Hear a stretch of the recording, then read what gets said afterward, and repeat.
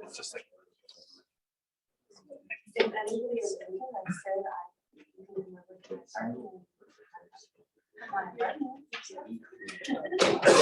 that's nice to really. Salted caramel. Brandon's like would grab this like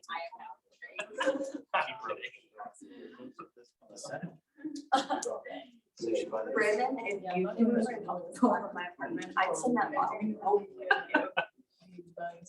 That's how badly I do not want that.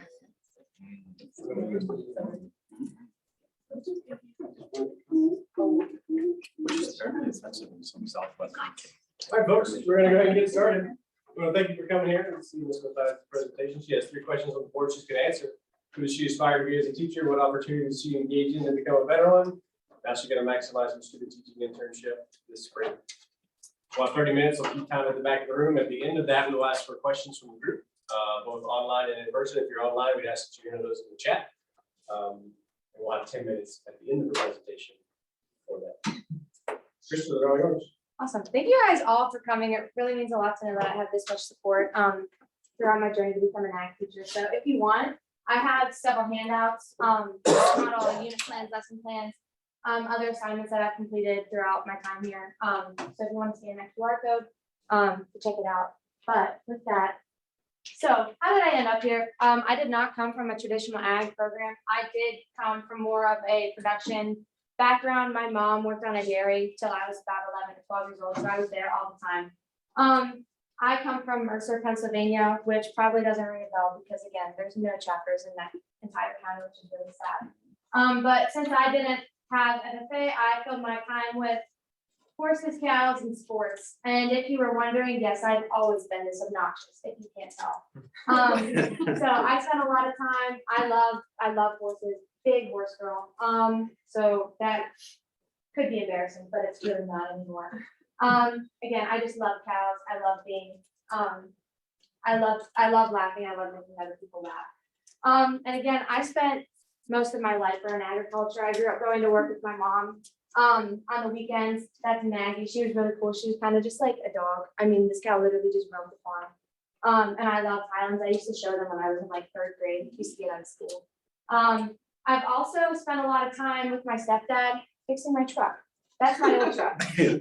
So this one was when I left the lights on at school, and my mom had to bring me my folder for one of my classes, and she's like, "Your lights are on." I said, So then I stalled out in the middle of the parking lot.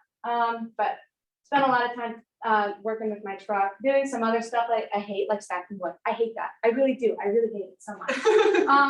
And then also building some cool stuff. So we just put up a barn for our horses the last couple of years, but we don't have electricity or running water. We now have electricity, but we had to keep our water thawed. So we just got to get innovative. And we made an insulated watering tub, which was really fun. There was a 55-gallon drum and a big hole underneath to let the heat up. It was just really cool to do that kind of experiential learning and stuff. Again, we got to build my own barn, which is really exciting. There's my boys in there, their very first night. Again, milking cows, love it. I worked since I was 16 on a 500 milking dairy. Made a lot of friends that way, really influenced my passion for agriculture. And then now I work at the Penn State Dairy, where we milk Holsteins. And I learned that I don't really care for Holsteins that much. But from there, that really pursued my dream to work with youth in agriculture.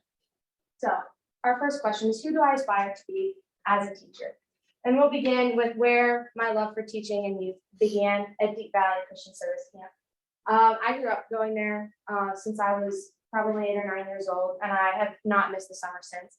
Now I'm definitely too old to be camper, but I come back and I help with the youth. That's where I learned that I love working with senior high age students, and they're just so much fun. There's not a time that I'm there that I'm not smiling. I even get to sharpen my ag mech skills there, that we were putting in new partitions in the bathroom, working with my homie Corey. But going into there, what do I believe? So this is just some excerpts from my mission statement, my philosophy.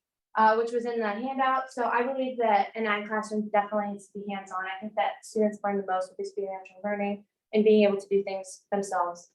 I also believe in an encouraging learning environment where we support each other, the students support each other, I support the students. And there's just this big level of support and encouragement going on. And also I believe that collaboration is key and reflection is essential. So students, I think, need to work together to complete these kind of tasks, and that's just how they'll make the most of their education. And how I'll follow through with those is to be consistent with my expectations, procedures, and consequences, which I have really nice printed out here. Just some a brief rundown of my expectations is to be on task and on time and prepared to learn every day. Keeping personal assignments out of sight. So Peckway Valley is really cool. They're one-to-one. Each student has their own MacBook where they can take digital notes, they can present. It's just really nice, but keeping their personal electronics out of the way when we're in the classroom. Being respectful to everyone and everything. This one goes without saying. Being responsible for words and actions, again, also goes without saying. Engaging in all activities, discussions, and learning opportunities. I think that they're going to get the most out of their education if they're actively participating in what they're doing in the classroom. And then keeping our learning environments clean, because I'm going to school to be an ag teacher, not a maid. And in this class, and I have our classroom procedures as well. They'll come in and be prepared to do the bell work. They'll pick up anything that they're going to be using that day and turn in anything that they have done the previous days. They're going to participate and collaborate with each other through discussions and other activities. Leave the room better than before. Again, I'm going to be an ag teacher, not a maid. And then they're going to complete the ticket out the door before they leave. And I hope that I never have to use these in my time at Peckway, but for consequences, if there's any misbehaviors going on, each student will always receive a general reminder first. That'll just be to the entire classroom saying, hey, just so you guys know, remember, we know that this isn't appropriate. If the behavior continues, they'll receive an individual reminder, whether I pull them out into the hallway or after class, just getting that one-on-one, letting them know that the behavior is not acceptable.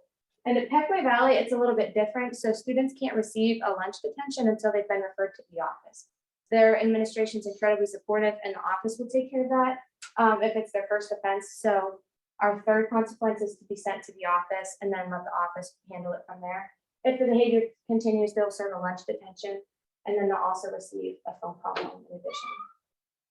And I also made a model program. This ideally would be with more than one teacher. This looks like a lot for one teacher, but it would all start with a basic introduction to ag class, and then it would branch off in agri-mechanics, animal science, plant science, and then ENR, and get more in-depth as the class progresses. So that's just with those different pathways. And for my lab integration plan, we were tasked with making a $15 project. Mine was only $2.25. And I don't know if anybody in here loves camping. We go camping all the time. And I love these little cup holders. They even hold your like 40-ounce Yeti, just in case anybody's curious. But you'll just stick it in the ground. It was really fun and easy to make. My stepdad helped me. And we found this old piece of pipe that was laying around because we just have a lot of that laying around. But so we took a drill bit and we drilled a hole and we stuck an end in and we just started wrapping. It took me 3 tries to get it really nice, but then it turned out really cool. Painted it, obviously navy blue because I go to Penn State. But so this took about 5 feet of cold rolled steel, 1/4 inch cold rolled steel, which is a lot more than I thought. There's about 2 feet of it coiled, and it's about 3 feet tall. And then we just found those scrap metal. So this is a pretty cool introduction level project that students can do. It could also be turned into an inquiry-based assignment with you showing the students, here, this is what you have to make, giving them the 5 feet of the steel and saying, get there. I don't know if I would trust middle schoolers with it quite yet, but it would be really cool. Just inquiry kind of assignment for them to try. Going into FFA and SAE integration and how I plan on integrating both of them would be to compete at regional and state level CDE competitions and hopefully qualifying for the national competition. Just getting a couple very into it teams that are really passionate about what they're competing in. And then also FFA advocacy and trying to target those younger students, maybe in middle school, whether that's going to the middle schools and trying to engage with those younger students and showing them what FFA is all about. And then with SAE integration, having SAE Fridays where they can catch up, or rather just stay up to date on their record keeping. If they have any questions, we can go into the AET together and figure it out from there. And then also requiring first year students to have a foundational SAE and kind of get their toes wet, hopefully fall in love with it, and then continue getting into deeper and deeper SAEs from there. Also with marketing improvement, I personally think social media is a huge one. Almost everybody has social media accounts. I've seen some FFA programs that have TikToks, and they're super cute and really funny. And I think it's really cool when the students run it with maybe little advisor management if the students know what's going on. It just makes it much more personable when a student is running those social media accounts. And it also helps them with their engagement through the schools, like fundraisers, prep rallies, and morning announcements. The president at Pequay Valley runs their morning announcement, and it's so fun. I love seeing them, their videos that they post. And then making sure that it's connected to student interests. So maybe that's going out into other curriculum events in the school, or going to different extracurricular events. Like maybe the FFA has a table at a basketball game where they can get their name out there and what they're all about. And I also believe that community involvement is really important with an ag program. There's so many different opportunities in Lancaster County. I'm from the total other end of the state. And the first time I came to Lancaster, I was like, ooh, there's so much stuff there for the students to be involved in. Like we can integrate local farmers. There's farmers everywhere. This is really fun. The first time I stepped out of my car at Pequay Valley, you just like breathe it in. You're like, yep, that smells like cows. And I just loved it. I was like, yeah, yep, this is it. But there's also plenty of local shop and boutique owners out that way. Lots of veterinarians and ag businesses and ag mechanics out there that you can integrate into almost every aspect of your pathways. And with that being said, there's so many service learning and SAE opportunities available. There's so many community partnerships that you can make, especially with SAEs that students maybe aren't really sure where to go from there. Next on our list is what opportunities have I engaged in at Penn State? The very first one is actually not at Penn State. So I went to IUP, which is the Indiana University of Pennsylvania. I went there for 2 years studying bioeducation. And one of the key courses that I took there that actually kind of spurred my interest to come here was ACE 103, which is digital instruction technology. We just took a look at different presentation materials, like different computer-based tools, I guess, for presentations. And we had just a bunch of assignments where we would create presentations. And one of the key assignments that I did in ACE 103 was a PowerPoint all about cows. And then I was like, this would be really fun. So here I am. At Penn State, I'm currently taking AEE 311, which is developing youth leadership through organization and program structure. So this is where I'm learning all about FFA. For somebody like me, especially who didn't have FFA, this course is absolutely key. I've been learning so much this semester about how the 3-circle model is integrated, how we can motivate students to join and also stay in FFA. So this program, this class has been really beneficial for me. And of course, Animal Science 201. And if you're squeamish, you might not want to look at these because it's going to be the inside of the cow. But we got to stick our arms inside of this. It was really cool, like tickle the folds in the human. But animal science was kind of my strong suit. And then I took this class and I was like, there's a lot that I don't know about animal science, but it was really cool to be able to sharpen my skills further and be able to take this into the classroom in the future. The cool certifications that I have is the NSDMOP instructor training. So now I'm certified to teach others how to drive tractors. My stepdad might not believe me, but I passed. I'm also a Google Level 1 certified educator, which is extremely beneficial because I use a lot of Google. Used to hate it in high school, came to college, and I was like, this is it. I love this stuff. OSHA 10, also American Red Cross CPR, AED, and First Aid certified. I really hope that I don't have to use that one in my classroom, especially. I'm also Pet First Aid certified, so if I have to, you can give me a call. I've also been able to partake in so many professional development opportunities. One being Inquiry Institute, where we learned all about how to incorporate inquiry-based learning into our classrooms. We got to act as the students and learn from master teacher, Mrs. Krista Mathias. We also were my cohort was the inaugural cohort of the instructional boot camp, where we kind of got a crash course in 2 days of a semester-long course, which really benefited us in the long run. I've also gotten to go to the Pennsylvania Association of Agriculture Educators Conference and also the National Conference in Vegas last 2 weeks ago, which is really cool. There was so many different workshops that we could participate in. One of my favorites was how to include students with special needs. I don't have very much experience with that. So I got to go with one of my cohort members, and it was just really cool to kind of see how we can integrate some of that and how to make sure that they're included in all aspects of the classroom. I've also gotten to do some cool internship and work experiences. This summer, I got to work at the Mercer County Extension 4-H. Mercer County is really cool because this is the only county in the state that has their own 4-H park just for their 4-H program. And I've never done anything with 4-H, but this was really cool because I got to do everything from just making the programs for their roundup in August to being at roundup from sun up to well past sundown, and just make sure everything's running smoothly, keep books for them, and help manage the sale, which was really intense, but it was really cool. And it definitely helped me with my socialization skills too. And of course, milk cows. I just love cows. I owe it all to the cows because they're what really influenced my passion for agriculture.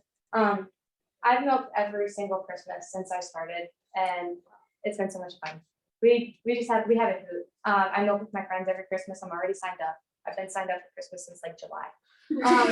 But it's our favorite thing. I've learned a lot about animal husbandry, especially with dairy. And it's just been really influential in my pursuit to become an ag teacher. Volunteer experiences. Again, I volunteer at Deep Valley every single summer. I look forward to it every year. It's my favorite thing in the world.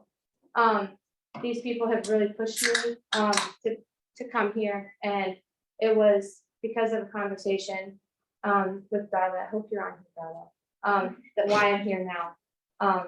So Deep Valley just means a lot to me. Global engagement, I've got to be a part of the first cohort of the goals, which is global orientation to agricultural learning. Here we learned a lot about food security, both domestically and internationally, as well as the sustainable development goals and how to kind of incorporate those into the classrooms. The fall included some professional development at the World Food Prize. We got to meet a ton of cool people, like the 2021 World Food Prize laureate, Dr. Tilstead. That's my friend Mackenzie and I. With Dr. Tilstead. I've also gotten to meet past laureates from 2016, like Jan Lowe in this picture, and then author Roger Thoreau. Really cool work that they do with rolled fish and then also sweet potatoes. But that was our, that's the conclusion of kind of what we did in the fall. We also slept on the floor of the Philadelphia airport. Teachers are resilient. That was actually, I had fun. In the spring, I got to go to Montana and teach with my friend Mackenzie at the Kalispell, at the Ag Center there, the Robertson Ag Center, which was so cool. They had 6 ag teachers, and we got to teach all about global agriculture and how to connect it to Montana agriculture, which was very difficult because we're not from Montana. But it was super fun to take that challenge and put it into the classroom and have students participate and absolutely love what they're learning. Other Penn State experiences, I live at the dairy barns. My roommates are filling up a whole row, so it means a lot that they're here. They actually helped me write a lot of my vet science stuff. I said, I don't know what to do. They're like, why don't you do this? I said, excellent. And they just kept throwing it at me. So they've helped me out a lot this semester. And I also ride on the Penn State Western equestrian team. It really means a lot to have all of their support. And even though I won't be able to be on campus next semester, they're really supporting me. Even though I'm going to be 2 hours away in Lancaster. So just everybody's support means a lot to me. With that, we can move into how I'm prepared to maximize my student teaching opportunity. So I've been placed at Pequot Valley High School with Mrs. Jasmine Van Sant and Mr. Doug Mosser. It was kind of a late placement. I didn't get my official placement until about August, September. So Jasmine has been really great with working with me and trying to get me caught back up. And the students, I got to go to national convention with them, and they're so great. I love to laugh. They love to laugh. It's like a match made in heaven. they're just so much fun, and I'm really thankful to all the support that they've shown me and the grace that they've shown me, and just opening up their doors to let me in and feel welcome. They have some really incredible facilities. They have 2 classrooms, each with laboratory benches in there, and they have a food science kitchen area with a fume hood, multiple storage areas, a greenhouse with a flower cooler, a nice shop, small animal care area. Their officers have their own desk, which I'm actually taking in the spring, in case you guys didn't know. They also have their own advisor office, and one of my favorite things is Apple AirPlay. I can connect my MacBook straight to the projector. I just think it's so easy. And it's also really great that the students all have MacBooks, because if they're doing a presentation, they don't have to email me their stuff. They can just connect it straight there. They have some really, really awesome community and administration support. Their admin is extremely supportive of the program. Almost anything that Jasmine and Doug need, they're willing to help them with, which I really love about Heckley Valley. And they have plenty of program pathways, from ag mechanics to animal science, horticulture, and also food science. There are so many varieties of classes that these students can take, and they're all super interesting. Some areas for improvement: I really think that social media is a huge piece of advocating for your program, and I think that maybe there could just be a little bit more social media presence from this program. But I'm a huge social media person. I think that it's very important to get your chapter out there. So here's just some pictures of Heckley. So they have like a whole section for engines in their shop, and also several welding booths. This is the classroom that I'm at. My office is right underneath that guy. But they have several lab benches, more lab benches out in the shop with their flower cooler, their kitchen, and their beautiful greenhouse. There's a lot of succulents out there, and I think succulents are really cool. But there's a small animal care area right over here. They have a bunny enrichment thing, like enclosure that their students made so that their bunnies can go out and play. I think it's just super cool. So this is some of the stuff that I'm teaching next semester. I get to pick up vet science first, and then I get to co-teach ag mechanics. That's not my super strong spot, so I'm really thankful that Jasmine was able to help me and kind of get my feet on the ground for this. After that, I pick up small animal science, which I think is really exciting. I don't have much small animal experience, so I'm really excited to pick those up and learn more. Ag bio, I'm super excited for. With my background in biology, I'm super excited to be able to incorporate that in the classroom. It makes me feel like I didn't waste those 2 years at IUP. And also middle school. I don't have much experience with middle schoolers. I think high schoolers were usually more my speed, so I'm really excited to work with the middle schoolers and get to be more personable with them. And my method of organizing this is I have this all linked into my Teams account, and also I have a shared Google Drive with Heckley Valley and also Penn State, so we can all kind of look through all of my things together. For me, my self-evaluation, I'm really good at teacher learner connection and being personable with people. I love just getting one-on-one. I'm also incredibly flexible. I'm very good with the flow. If something goes wrong, that's totally okay. We can do it. If we didn't get to something, just do it another day. And I'm also really positive. I am a huge optimist. Yeah, I just love being positive. I think that it really impacts the students. Raging optimist, that's what I said the other day.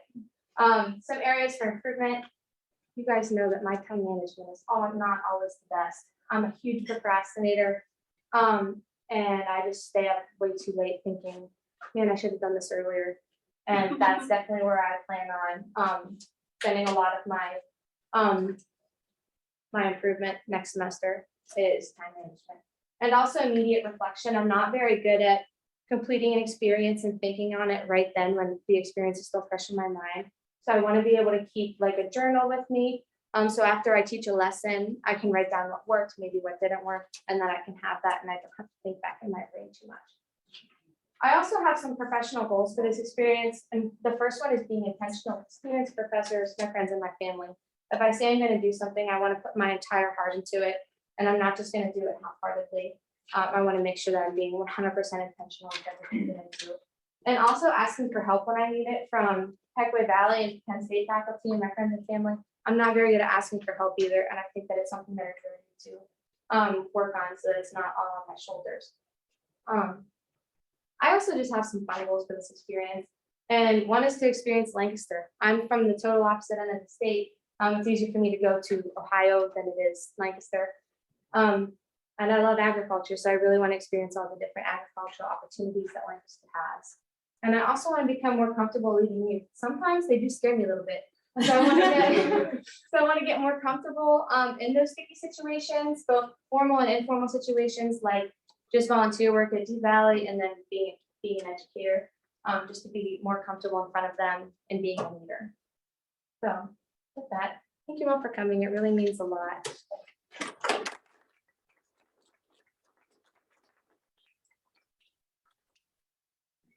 Thank you, Krista. We're going to start our 10 minutes of questions now. The Zoom chat and Facebook chat is open. If you want to enter a question there, I'll get started. And my question is really on asking you to describe maybe some of your time management strategies. What are your ways by which, obviously in the spring, you're going to be busy with all things student teaching. What are some of the ways that you intend to manage your time? So I definitely plan on setting aside maybe an hour or two, just so that I can get my schoolwork done, setting aside the time so that I can do Penn State work and also Peckaway Valley work. Definitely utilizing my prep periods as well. I can't remember where I heard this, but I definitely think that it would benefit me is changing the due date so that it's actually due like in your head 2 weeks before. That way that I start it before and not the night before it's due. But definitely just making sure that I start assignments ahead of time and even completing them ahead of time, if that's something that I can do. Questions we have? Krista? I know you like to use humor in the classroom. You're the funniest person you know. The funniest person you know.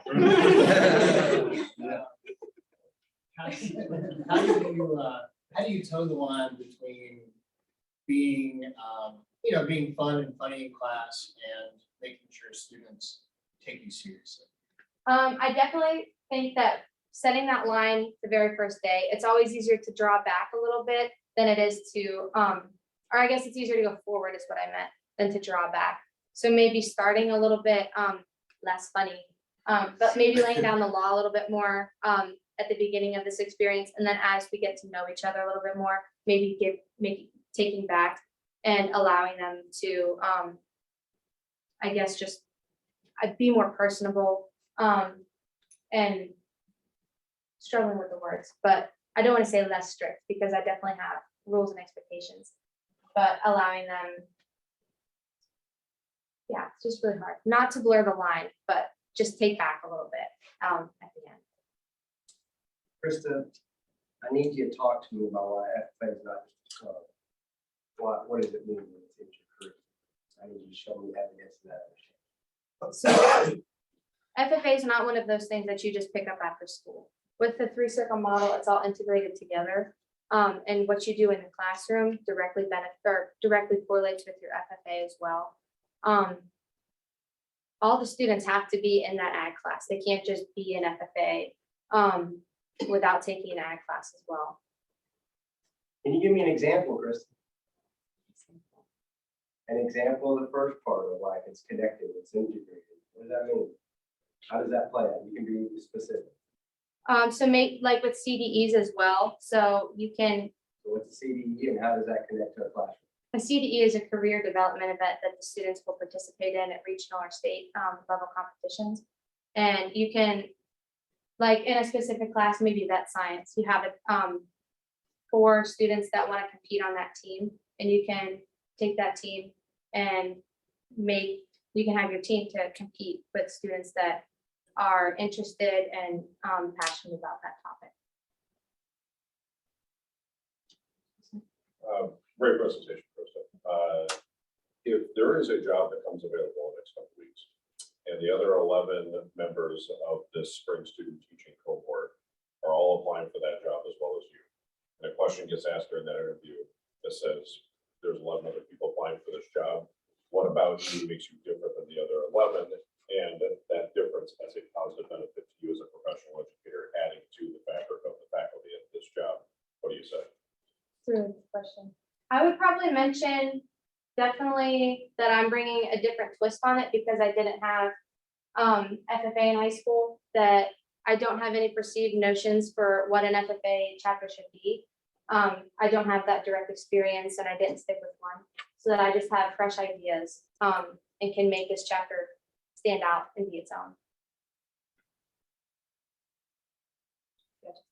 Krista, man, I'm just so impressed with your experiences, and I think that many of the students that you work with are going to be able to relate to you just like that when you tell them dairy farm, you know, youth camp and so forth, which is wonderful. But in order to make that connection, and then to make an impact, you got to take care of yourself. And I know from my student teaching experiences that it's easy to get secluded, to feel isolated, and to get kind of run down with the situation. So I guess the question is, what are you going to do to fill your cup while you're student teaching?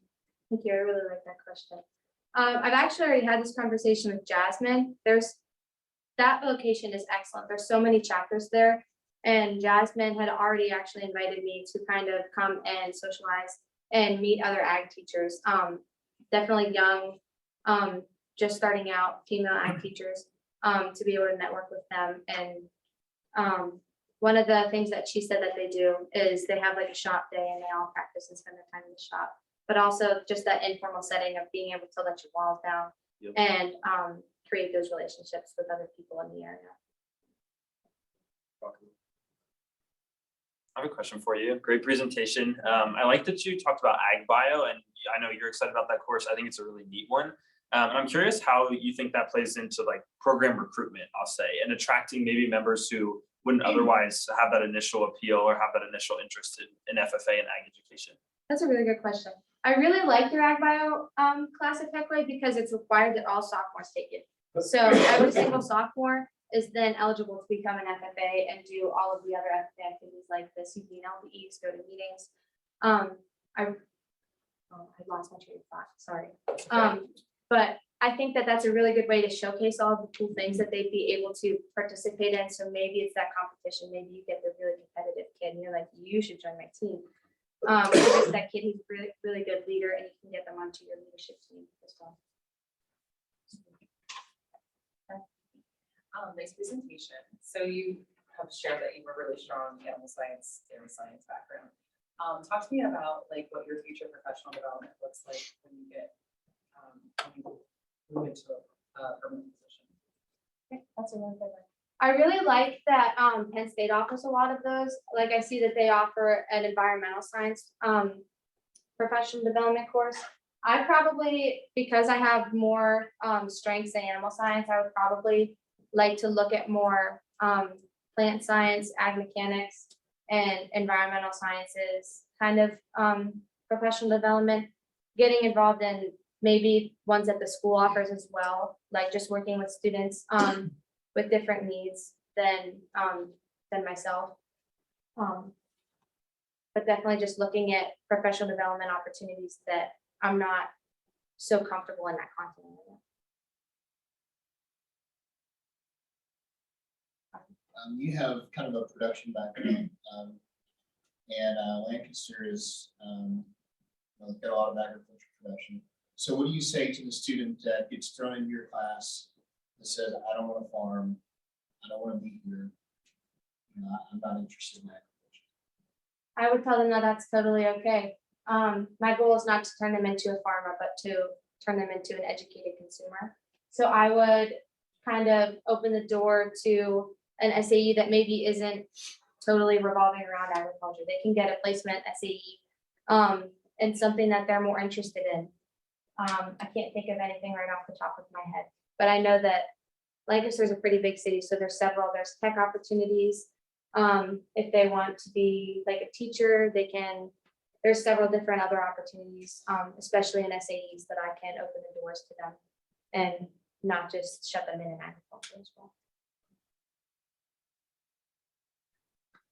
We have a question in the chat. Techway Valley Ag Bio class is watching and would like to know what you're most excited about to start your student teaching experience in the spring. Gosh, I just think meeting them all. I love making the one-on-one connections with the students.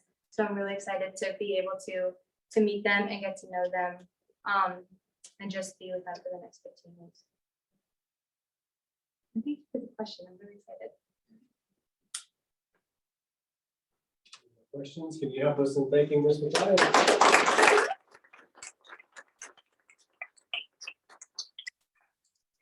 Please retire at 2:14. Our next presentation will start at 11 o'clock. Atta girl. Thank